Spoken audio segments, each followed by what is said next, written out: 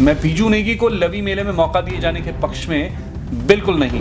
ये सवाल ज्यादा चर्चा में इसलिए भी आया क्योंकि हिमाचल में इन दिनों प्रदेश की सुक्खू सरकार ने नशे के खिलाफ एक अभियान छेड़ रखा है। बीजू की परफॉर्मेंस के 5 दिनों के बाद मेला कमेटी और सरकार की नींद खुली तो सीधा बीजू नेगी को शिमला के सारे सरकारी मेलों से प्रस्तुति देने से उन्हें बैन कर दिया गया। तो क्या प्रशासन और मेला कमेटी नहीं जानते कि बीजू नेगी कौन से गाने गाते हैं? कि जिस समय बीजू नेगी अपना परफॉर्मेंस दे रहे थे, क्या उस समय प्रशासन, मेला कमेटी और उपस्थित राजनीतिक लोगों को उनके इस गीत में कुछ अजीब नहीं लगा, कुछ गलत नहीं लगा कि हिमाचल प्रदेश के स्थानीय कलाकार मेलों और कार्यक्रमों में प्राथमिकता दिए जाने की मांग रखते रहे हैं और ऑडिशन के लिए भी तैयार रहते हैं, लेकिन उन्हें मौका नहीं मिलता और मेला कमेटी, प्रशासन और सरकार बीजू नेगी जैसे बेसुरे गायकों को मौका दे रही है। एक बार मैं रास्ते से कहीं जा रहा था, जाते जाते मुझे एक पुलिसकर्मी दिखाई दिया जो एक युवक का चालान कर रहा था। उस युवक के पास हेलमेट नहीं था, तो मैंने चलते चलते उसकी आवाज़ सुनी और उसने कहा कि आप उस लड़के का चालान क्यों नहीं कर रहे जो बिना हेलमेट के वहाँ जा रहा है, मैं ही क्यों आखिर। तो मैंने ये किस्सा अपने एक दोस्त को सुनाया जो खुद पुलिसकर्मी है। उसने कहा कि देखो, पुलिस 2 तरह के लोगों का चालान करती है। एक वो जो अचानक पुलिस के सामने कहीं रंगे हाथों पकड़ा जाए, या फिर दूसरा वो जिसको पकड़ने का दबाव हो। उसकी बात को मैं वैसे समझ गया था, लेकिन मुझे नहीं पता था कि ये काम करने का ढंग आला अधिकारी और प्रशासन खुद फॉलो करते हैं। अंतर्राष्ट्रीय लवी मेले में बीजू भाई पर की गई कार्रवाई में प्रशासन ने कुछ ऐसा ही किया है। क्यों पार्टनर होता है क्यों? अरे क्यों पार्टनर होता है क्यों?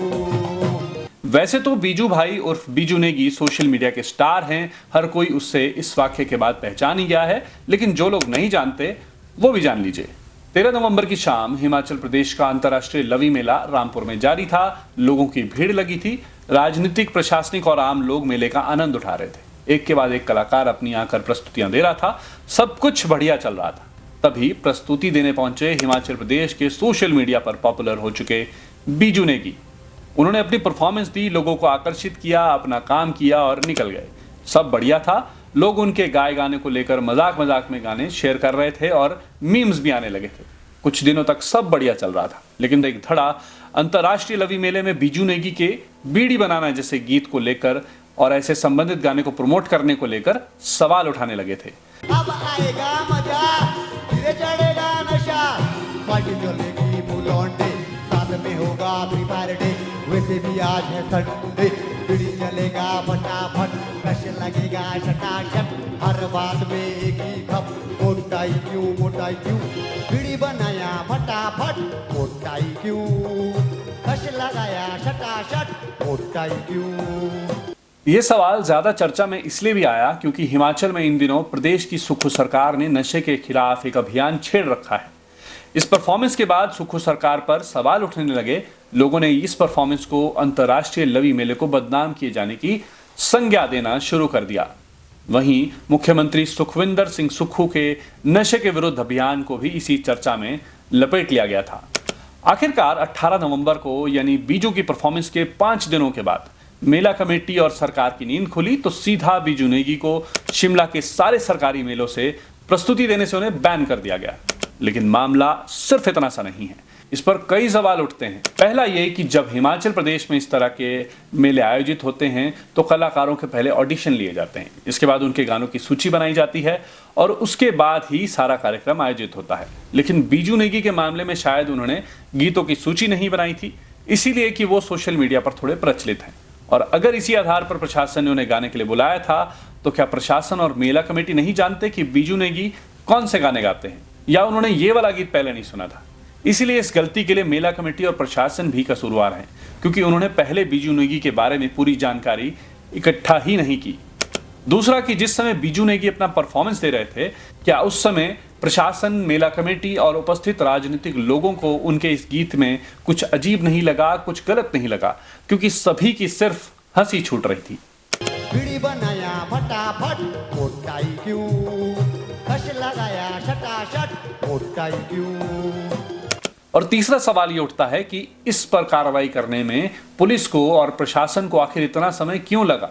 इस देरी का जवाब मैं आपको वीडियो की शुरुआत में ही दे चुका हूं कि एक पुलिसकर्मी ने कभी मुझसे कहा था कि देखो भाई, पुलिस 2 तरह के लोगों पर कार्रवाई करती है। पहला, जो या तो रंगे हाथों अचानक धरा गया हो या फिर जिसे पकड़ने का दबाव हो। और शायद पुलिस कर्मियों ने यह तरीका प्रशासनिक अधिकारियों से ही सीखा है। एक महत्वपूर्ण सवाल यह भी उठता है कि हिमाचल प्रदेश के स्थानीय कलाकार मेलों और कार्यक्रमों में प्राथमिकता दिए जाने की मांग रखते रहे हैं और ऑडिशन के लिए भी तैयार रहते हैं, लेकिन उन्हें मौका नहीं मिलता। और मेला कमेटी, प्रशासन और सरकार बीजू नेगी जैसे बेसुरे गायकों को मौका दे रही है। उनका अंतर्राष्ट्रीय लवी मेले में परफॉर्म करने का सीधा सा मतलब है कि उनका ऑडिशन तो हुआ ही नहीं है। मैं बीजू नेगी को लवी मेले में मौका दिए जाने के पक्ष में बिल्कुल नहीं हूं। वो अभी उस स्तर पर गाने के हकदार नहीं हैं। उनसे पूर्व हिमाचल प्रदेश में ऐसे बहुत से कलाकार हैं जो डिजर्व करते हैं। यह अंतर्राष्ट्रीय स्तर का मेला है, यानी इस मेले के माध्यम से हम रामपुर, किन्नौर और हिमाचल प्रदेश की संस्कृति का पूरी दुनिया और देश में प्रदर्शन करते हैं। और अगर ऐसे बिना तैयारियों के प्रशासन मौका देता है तो कार्रवाई उस मेला कमेटी के पदाधिकारियों और संबंधित अधिकारियों पर भी होनी चाहिए थी। आप सोचिए, अगर बीजू नेगी की ये परफॉर्मेंस सोशल मीडिया पर वायरल ही ना होती या लोग सवाल ही ना उठाते तो अब तक बीजू नेगी की कोई गलती साबित ही ना होती। फिर तो वो शिमला के मेलों से भी ब्लैकलिस्ट ना होते। प्रशासन ने बीजू नेगी को ब्लैकलिस्ट करके सिर्फ अपनी गलती को ढकने का काम किया है और कुछ नहीं। आपकी इस वीडियो पर क्या राय है? इस मुद्दे पर आपकी क्या राय है? कमेंट के माध्यम से हमें जरूर बताएं। इस वीडियो को अधिक से अधिक शेयर जरूर करें। नमस्ते।